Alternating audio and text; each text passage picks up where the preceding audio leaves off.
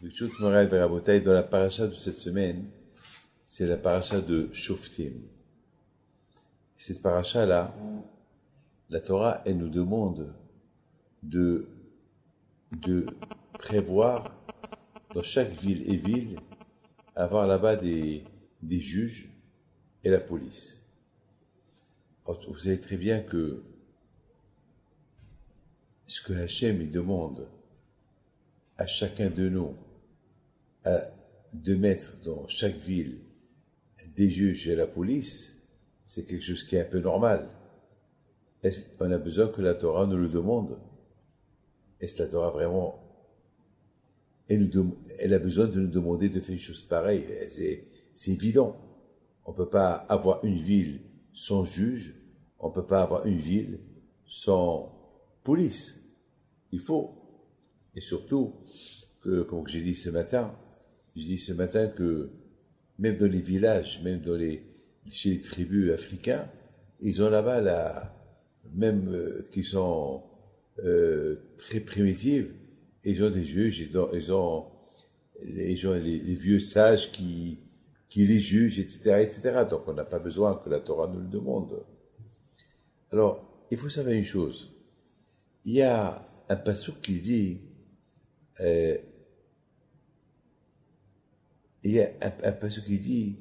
Banim atem Lashem Elokechem. Dans la paracha de Re'eh, c'est écrit, vous êtes des enfants de Hakadosh Baruch Hu. Banim atem Lashem Elokechem. Vous êtes des enfants de Hakadosh Baruch Hu. Ah, maintenant, ça m'a pris beaucoup de temps à réfléchir, à dire comment est-ce possible qu'on peut s'appeler, on peut dire qu'on est des enfants de Hakadosh Baruch Hu. C'est dur, cette expression, de dire je suis l'enfant d'Hachem, c'est dur comme expression. Je voudrais bien comprendre comment je peux devenir comment ça s'appelle, je suis un enfant de Hakadosh Baruch Hu. C'est dur. Vous savez que Rabbi Yosef Alav Shalom, il rapporte un Midrash Tanhuma. Il dit que lorsque un juif il fait teshuva, parce que lorsqu'un juif il fait teshuva, alors Hakadosh Baruch Hu, il est présent pour accepter sa teshuva. Ça veut dire, un juif qui, par exemple, il faute, il tue quelqu'un, ou il vole, je sais pas. Vous savez, il y a toujours des moments de folie là, chez les gens. La Gemara dit que celui qui fait une faute, c'est qu'il a eu un coup de folie qui est passé dans sa tête. Ou quelqu'un, il vole, ou quelqu'un, il mange une non cachère. Alors, au moment qu'il fait teshuva, Hakadosh Baruch Hu, il lui pardonne. Il y a le pardon. Maintenant, il faut savoir une chose. Parce que, comme que, il y a par exemple, il y a un passage qui dit, Ubikashi misham et Hashem Elokecha matzata. C'est-à-dire, là où tu es, tu as fauté, tu demandes à Hakadosh Baruch Hu, et Hakadosh Baruch Hu, il est là pour accepter ton pardon, accepter ta teshuva et te pardonne. Mais il faut savoir une chose. Quelle est la raison pourquoi Hakadosh Baruch Hu, il accepte la teshuva de Am Israël? Alors le Midrash il dit, parce que Am Israël, le peuple juif, il a le titre d'enfant. Un père, il pardonne à son fils. Vous avez compris? Lorsqu'un fils, il fait du mal à son père, et il demande après pardon, alors Hakadosh Baruch Hu, alors le père, il pardonne. Alors c'est pour ça on a le titre de pardon, parce que a priori, c'est pour que Hachem il pardonne, il faut qu'il y ait un lien. Alors, c'est la raison pourquoi Hachem était obligé de trouver un lien entre Am Israël et lui pour qu'on soit appelé ses enfants. Comment? C'est comme un père qui reçoit une gifle de son fils et que le fils il demande pardon à son père, le père il peut pas lui dire non. Il va dire d'accord. Ah, c'est pareil nous aussi. Étant donné que lorsqu'on faute devant Hachem et on fait Teshuvah, Akadosh Baruch Hu, il nous pardonne. Pourquoi il nous pardonne? Parce que on est ses enfants. C'est comme ça le Midrash, il explique. Maintenant, alors, écoute, maintenant, ça c'est le Midrash. Maintenant, Rabbi Yosef, il pose une question, une très belle question. Une belle question. Il dit, a priori, comment Hachem, il peut pardonner? Attends. Un homme qui faute devant Hachem, il peut pas lui pardonner. Il peut pas, comment Akash Baruch Hu, il peut pardonner. Comment il peut pardonner quelque chose que un homme, il a fait, comme par exemple, un homme, il a tué quelqu'un. Il demande à Akash Baruch Hu pardon. Hachem pardonne. Mais comment est-ce que ce quelqu'un-là qui l'a tué, il va ressusciter quand il a tué quelqu'un? Il a fait honte à quelqu'un. Il a volé à quelqu'un. Comment tu fais tes chevaux, le bon Dieu te pardonne? Je comprends si tu rends la chose, oui, mais est-ce que tu vas lui rendre la vie? Tu as volé de l'argent, tu l'as dépensé. Tu vas lui rendre l'argent. Tu as fait Shabbat, tu as fumé Shabbat, et tu vas recracher la fumée que tu as avalée. Tu as allumé Shabbat. Comment tu vas annuler ce que tu as allumé? C'est impossible. C'est impossible. Comment tu peux expliquer? Tu as fait un acte grave et que maintenant tu fais tes chevaux et on te pardonne. Mais l'acte il reste. Tu as tué quelqu'un, le corps il est là, tu fais tes chevaux, le bon Dieu. Mais attends, le corps il est là. Comment ta tes chevaux peut être accepté? Et finalement, il n'y a pas de réponse à ça. La réponse, elle est que, il dit à Yosef, c'est ce qu'on appelle le Hesed. Hachem, il a, par sa miséricorde, sa bonté, il pardonne. A priori, il aurait dû pas pardonner. Parce que, on peut pardonner quelque chose qu'on peut réparer. Mais tuer quelqu'un, tu peux réparer? Non. Fumer une cigarette Shabbat, tu peux réparer? Non. Il y a plein de choses qu'on peut pas réparer Shabbat. Par exemple, la Shemitah. Tu n'as pas fait la Shemitah. La Torah dit que ceux qui habitent en Israël, ils travaillent la terre 6 ans, et la 7e année, ils doivent suspendre le travail. Et toi, tu as travaillé la 7e année. Et tu as eu les fruits la 7e année. Et tu les as vendus, et tu les as mangés. Et après, tu fais Teshuvah. Qu'est-ce que tu vois? Tu peux pas réparer ce que tu as fait, même si tu donnes ta terre éternellement à Tzedaka, mais ce que tu as fait, le mal que tu as fait avant, le dégât que tu as fait avant, il reste. Par exemple, je vous donne vous achetez une loterie, et voilà, vous gagnez 1 milliard à la loterie. Tu déchires la loterie. Est-ce que tu vas récupérer cet argent? C'est fini. C'est perdu. Même si tu vas chez monsieur, je suis désolé, je sais pas, je l'ai dit, voilà les numéros, voilà, on colle. Non, je veux le papier, je veux la loterie entière, voilà, je vais la coller, voilà, tu regardes les numéros, voilà, non, il va pas t'accepter. Il y a une fois, j'ai lu dans un journal, il y a quelqu'un qui a gagné au loto, et il pleuvait, et il a mis son loto sur sa chemise, il pleuvait, et malheureusement, il n'a pas imaginé que l'eau qui allait mouiller la chemise et qu'elle allait déchirer le loto. Et le loto, la feuille s'est fondue dans sa chemise, et déchirée, perdu. Il pleurait, il dit voilà, c'est perdu. Alors, dans la Teshuvah, pareil. Lorsque tu fautes, tu as fauté. Comment tu peux réparer ce que tu as fauté? Tu peux pas. Un mur qui tombe, tu le répares. Une maison qu'elle se casse, une voiture qui tombe en panne, tu le répares. Mais tu fais une avera, tu fais une faute, comment tu peux réparer? Teshuva, comment? Donc il dit Rabbi Yosef, de là on apprend que c'est un cadeau du ciel qu'il nous a donné à Kadosh Baruch Hu, que Béhémet, pas miséricorde, c'est un cadeau du ciel. Que tu fautes, et même que ce que tu as fait c'est grave, tu fais teshuva, le bon Dieu te pardonne. C'est Hesed. Ça c'est ce que Rabbi Yosef, il répond. C'est ce qu'il répond. Moi, en plus, comme on dit tout à l'heure, étant donné que les Juifs, que Am Israël, ils ont le titre de Banim, ils ont le titre qu'ils sont les enfants, étant donné que le père, il peut pardonner à son fils, alors quand je vois au trou, il peut le pardonner. Voilà. Voilà. Moi, j'ai pensé autre chose. Moi, j'ai dit que, on dit, alors maintenant la question, elle est, comment j'ai fauté, et je fais teshuva, et le bon Dieu me pardonne. Alors moi, je réponds ce que Haramim me disent. Haramim me disent que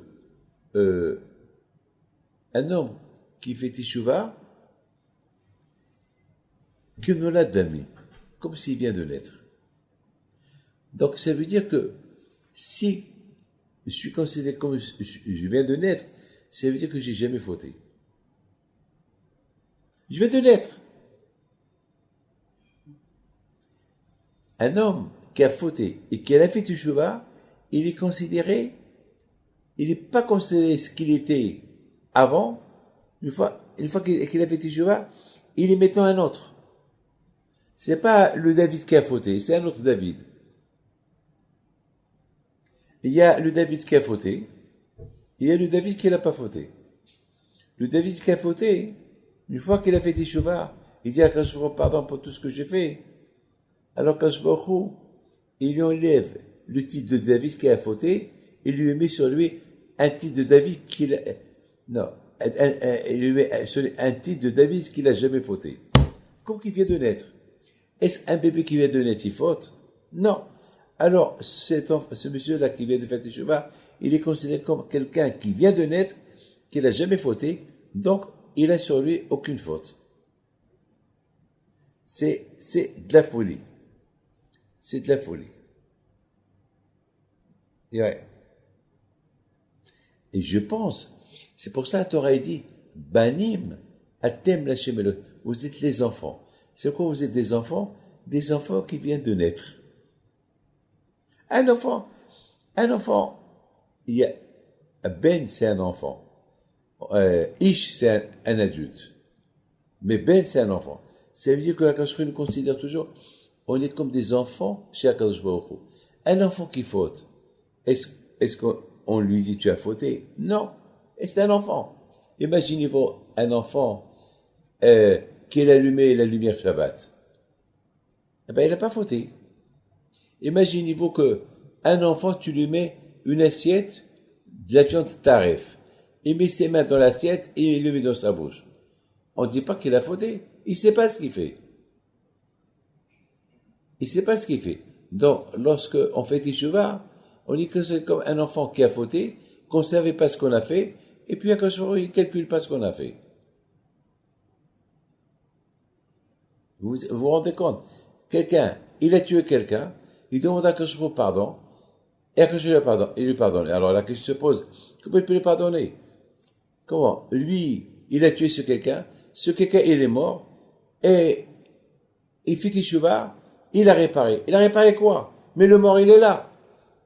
C'est pas lui qui l'a tué. Et le fait qu'il a fait teshuva, il est considéré comme c'est pas lui qui l'a tué. Et c'est pas lui. Donc puisque c'est pas lui, alors il n'est pas puni. Et ça, c'est le Hesed que Akadosh Baruch Hu il a fait.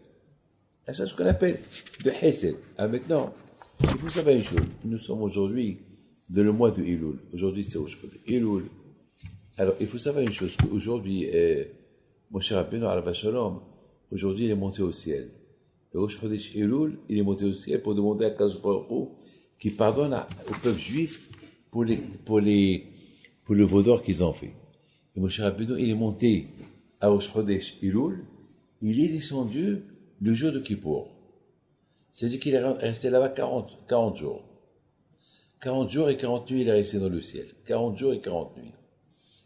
Et les Juifs, ils avaient peur que...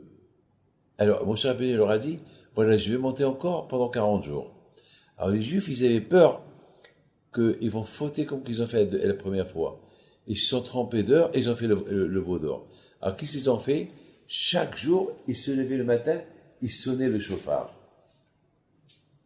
Chaque jour, ils sonnaient le chauffard. Alors, et chaque jour, ils disaient, aujourd'hui, c'est le premier jour que Moshe Rabbeinu est monté. Et pendant 40 jours, jusqu'à le jour de Kippour, ils sonnaient le chauffard. Jusqu'à que Moshe Rabbeinu il est descendu le jour de Kippour, et avec les tables de la loi, les deuxièmes tables de la loi, il leur a dit à Akash vous a pardonné. Ah, maintenant, la question, elle est grande. Comment on peut imaginer que les Juifs, ils vont fauter encore? Attends.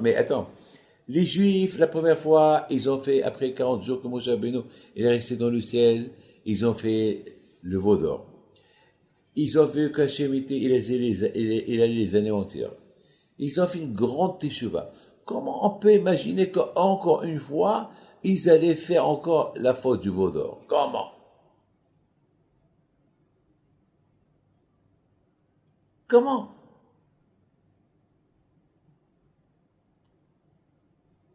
Attends, c'est comme quelqu'un qui met ses mains dans le feu, il se brûle, et encore on va dire, alors qu'est-ce qu'on fait? On lui enlève le feu de côté de lui. Et on lui dit, pourquoi tu fais ça? Parce que j'ai peur qu'il remet encore ses mains dans le feu. Ben attends, on parle pas des bébés ici, on parle d'un adulte. Comme c'est une boîte de poison, une bouteille de poison, on peut l'enlever devant un enfant, mais pas devant un adulte, et c'est écrit poison. C'est écrit poison. Et la réponse, c'est pour cette raison que la Torah est dit Shoftim vishotrim titelecha b'chosh ha'echa. C'est quoi Shoftim vishotrim?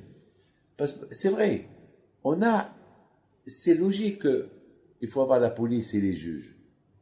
Mais il faut savoir que la Torah, lorsqu'elle dit qu'il faut avoir la police et les juges dans chaque ville, tu peux avoir la police et les juges, mais peut-être ils sont corrompus, peut-être que ce n'est pas des vrais juges, peut-être que ce n'est pas la vraie police. Et ils ont le titre de police et ce n'est pas des policiers. Peut-être celui-là a le titre de juge et ce n'est pas un bon juge. Une fois, moi, j'ai parlé avec un juge. Et je lui dis, dis-moi, vous êtes juge, monsieur le juge, est-ce que vous êtes certain que vous jugez bien? Vous savez ce qu'il m'a répondu? Il a été honnête avec moi. Il m'a dit, le vrai juge, c'est le bon Dieu. Moi, j'essaie de faire mon travail. Je peux me tromper. Voilà. Il m'a dit, je peux me tromper. Je ne sais pas. J'essaie de faire de mon mieux. Mais il m'a dit une phrase. Mais je ne pourrais pas juger quelqu'un de ma famille. Ou je ne pourrais pas juger quelqu'un de mes amis. Parce que là, je vais de l'autre côté. C'est une réponse bien. C'est une réponse bien. Eh ben, c'est ça ce que la Torah, elle nous dit. La Torah, elle nous dit, il faut être honnête avec toi. Il faut avoir des juges que tu peux pas les acheter avec de l'argent. La police, qu'elle soit émette, qu'elle soit la police juste, vraie.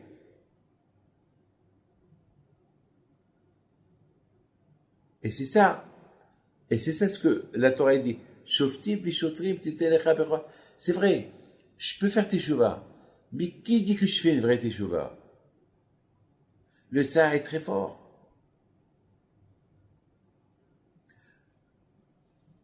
On fait teshuva aujourd'hui, et on croit que ça y est, le bon Dieu nous a pardonné, et on peut retomber. Les Bnei Israël, pendant 40 jours, ils avaient peur qu'ils allaient se relâcher, parce que le tsar est très fort. Et c'est la raison pourquoi les Bnei Israël, pendant 40 jours, chaque jour, ils comptaient les jours comme Sferat HaOmer. Et chaque jour, ils sonnaient le chauffard. Ils avaient peur de s'habituer à la teshuva qu'ils ont fait hier. Alors, ils ont dit, tant que Moshe Rabbeinu n'est pas descendu, notre faute n'a pas été effacée. Jusqu'à qu'il descend. Une fois qu'il descend, alors c'est que le bon Dieu nous a pardonné. Mais tant qu'il n'est pas descendu, nous, on doit se mettre en garde. Et c'est la raison pourquoi la Torah a dit Shoftim v'shotrim. Ça veut dire que, entre toi et moi, chaque fois que je suis dans la rue, je vois un policier ou je vois un juge, à quoi je vais penser? Je dois penser David. Parce que beaucoup de fois, je risque d'oublier que Hachem ne me voit pas. Alors le fait que je vois la police ou un juge, je dis de plus que le fait que je les vois et j'ai peur d'eux, la plus forte raison que je dois avoir peur de Akadosh Baruch Hu. C'est que le juge et le policier, ils me rappellent qu'il y a un juge, il y a Hachem qui me voit de loin. La différence, c'est que la police, le policier, je le vois, mais Akadosh Baruch Hu, je ne le vois pas. Alors c'est la raison pourquoi la Torah te dit, Shoftim, lorsque tu mets des juges et la police, c'est pour te rappeler, de même façon que eux ils te font peur, comme ça il faut savoir qu'il y a un policier qui te regarde, qui te surveille, qui est Akadosh Baruch Hu. Pourquoi? Parce que le Sahara est très fort. Et c'est la raison pourquoi les bénis Israël, pendant 40 jours, ils ont fait Teshuvah. Pendant 40 jours, ils ont fait Teshuvah. Pourquoi on allait dire qu'ils vont fauter? Non. Mais malgré tout, le Sahara est très fort. Et le fait que le Sahara est très fort, ils se sont dit, alors, on doit être toujours sur nos gardes. On doit être toujours sur nos gardes.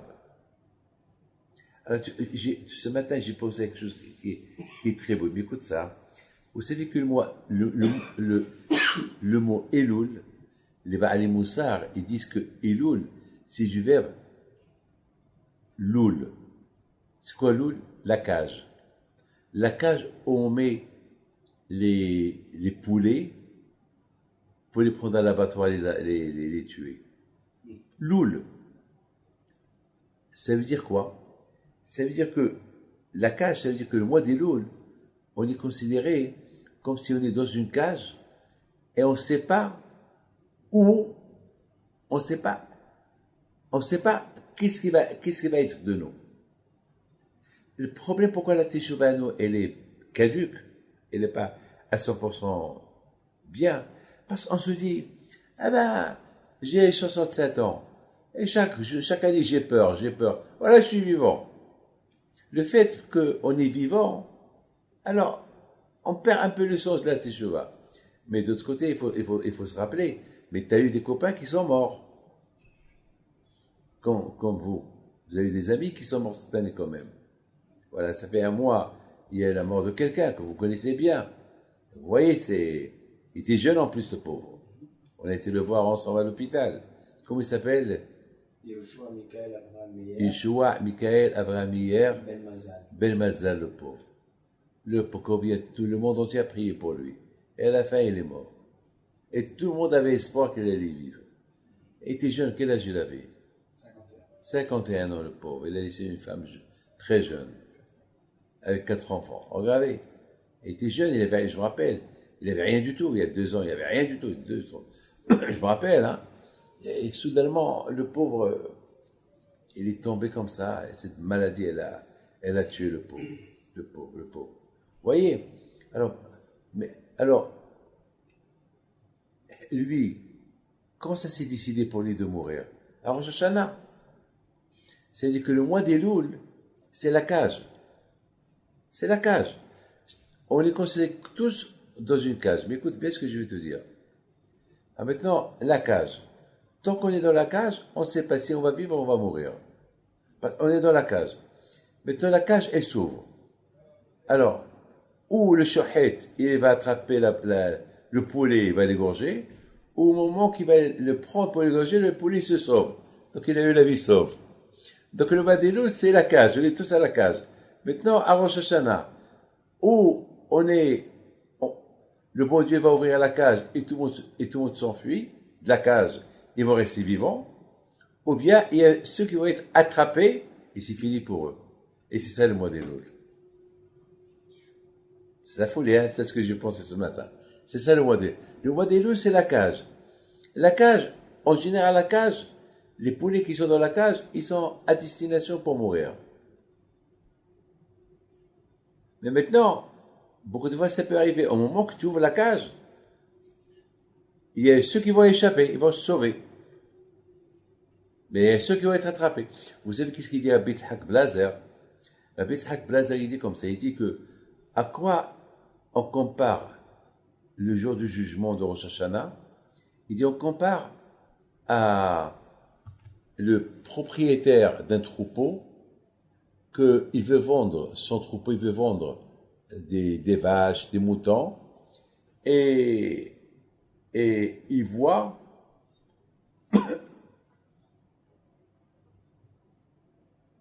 les bêtes qu'il va vendre, et ceux qui sont maigres, il dit, bon, ceux-là, je ne vais pas les vendre bien. Alors, je les mets de côté. Il met sur eux un trait blanc. Et ceux qui veulent les envoyer à l'abattoir, il met sur eux un trait rouge. C'est-à-dire le sang, un trait rouge. Maintenant, la vache en elle-même, elle croit qu'on la caresse. Elle sent comment ça s'appelle, un pinceau qui caresse son dos. Elle rigole peut-être, mais c'est pas qu'elle va à l'abattoir. Si elle savait qu'on l'a peint du rouge, qu'est-ce qu'elle va faire? Elle va se sauver. Ben, c'est le mois des Louls. Le mois des Louls, à Akadosh Baruch Hu, on passe devant Akadosh Baruch Hu, qui est Bnei Maron, comme le troupeau qui passe. Et Akadosh Baruch Hu, il peint. Celui-là en blanc, celui-là en rouge. Ou bien, celui-là en suspension. On va voir. Ouais, c'est ça. Et c'est la raison pourquoi la paracha de Shoftim, elle dit Shoftim v'Shotrim. Sache, il y a des juges et il y a la police. La police, elle prend des rapports chez le juge et le juge, il va juger. Le juge, il attend les rapports de la police. Donc, à Rosh Hashanah, les rapports, ils sont pris par la police chez Akadosh Baruch Hu qui est le juge. Et c'est lui qui va juger. Alors, c'est ça, c'est pour ça, cette paracha de Shoftim est toujours vers le mois de Elul. Toujours, c'est avant Rosh Hashanah. Pour nous rappeler que, n'oublie pas, dans la rue, dans la ville, il y a des juges. Dans la rue, dans la ville, il y a la police. Eh bien, de la même façon que tu as peur d'eux, il faut avoir peur du vrai juge et la vraie police qui est à Kadosh Baruch Hu, qui regarde et qui note tout ce que tu fais. Donc le mois d'Elul te rappelle la cage. Que la cage, c'est la cage. Je voudrais terminer avec une phrase que j'ai lue ici. Rabbeinu Yonah alav shalom, il dit dans le livre Sefer Hayira, Mishnichnas Elul ad Mosayim Kipoyi Hared Biyarim Ematadin. Le mois d'Elul, il rentre, il arrive, jusqu'à Kippour, de Elul jusqu'à Kippour, il faut avoir peur, vraiment beaucoup peur du jugement qui va se passer. Parce qu'on ne peut pas savoir ce qui peut se passer. Il dit, il faut vraiment avoir peur. Alors, d'après moi, on comprend. D'après ce que je dis, parce que le mois d'Elul, on considère chaque être humain comme s'il se trouve dans une cage, et le shochet, il est debout, et le jour de Rosh Hashanah, la cage, elle s'ouvre. Voilà. Le jour de Rosh Hashanah, cette cage-là, elle s'ouvre. Et elle s'ouvre de Rosh Hashanah jusqu'à Kippour. Alors, et le shochet, il est à côté. Alors, où tu as eu de la chance, le shochet, il tourne la tête et toi tu te sauves, et tu as eu la vie sauve, ou bien le shochet, il est toujours là à côté de la cage, Et dès que la personne veut sortir, il attrape, il l'égorge. Donc, il faut avoir la peur. Et je pense, c'est ça ce qu'on vient de dire maintenant, que mon cher Rabbeinu alav shalom, lorsqu'il était dans le ciel, les Juifs, chaque jour, ils sonnaient le shofar. Shofar, c'est du verbe shipour, s'améliorer. Ça veut dire, s'améliorer. Ça veut dire que, il disait, peut-être on ne s'est pas bien amélioré, peut-être il est encore là. Alors, on va faire encore des efforts, on va s'améliorer un peu plus, on va faire encore un peu plus teshuva. Et c'est comme ça. Et c'est comme ça qu'on se prépare pour Rosh Hashanah. S'améliorer, considérer qu'on est dans une cage, ne pas oublier quelle couleur notre dos va être. Il va être peindre en blanc, en rouge. N'oublie pas que, de la même façon qu'il y a des juges et la police en bas qui te regarde, tu as peur d'elle, pareil qu'il y a en haut, on te surveille. Et n'oublie pas la chose qui est la plus importante, c'est le Hesed que Hachem il a fait avec nous, qui nous a donné à faire Teshuvah. Et on est considéré des enfants d'Hachem, comme que le Père il pardonne ses enfants, comme ça Hachem pardonne ses enfants, ou bien comme j'ai expliqué, que on est considéré comme si on vient de naître.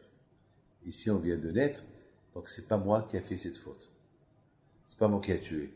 C'est pas moi qui a fumé, parce que puisque je suis jeune, je suis bébé, un bébé qui faute, il n'est pas considéré comme un bébé, comme un qui a fait la faute. Vous connaissez l'histoire de Moshe Rabbeinu. Moshe Rabbeinu,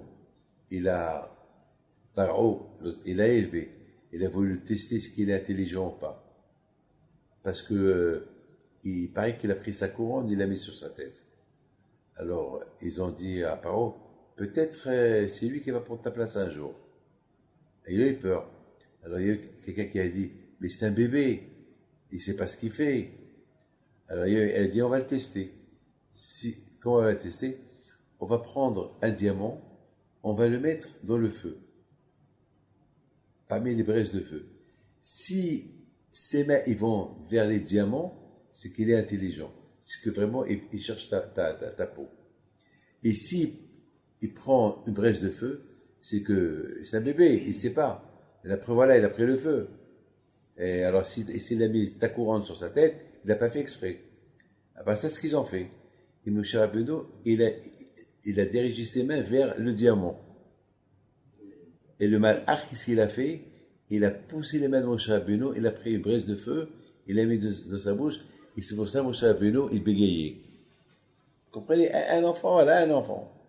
Donc, on est considéré comme des enfants qu'on n'a pas de secret, qu'on n'a pas de sagesse. Alors, je dit, puisque on est considéré comme des enfants qui n'ont pas de sagesse, donc la faute qu'on a fait, c'est pas une faute, c'est caduc. Non, Be'at Hashem, Yeratzon, Kakash Baruch Hu, il nous aide, Be'at Hashem, à passer une bonne fête, et la Teshuvah chez les mains, qu'on voit Mashiach, Amen, Keratzon.